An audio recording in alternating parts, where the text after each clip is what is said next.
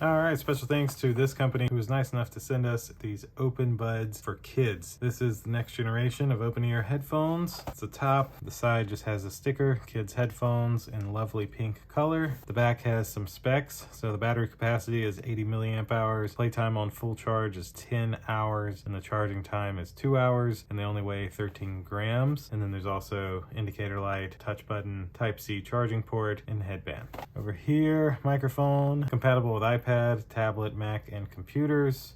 And that's essentially it. So let's open this on up, see what these headphones look like.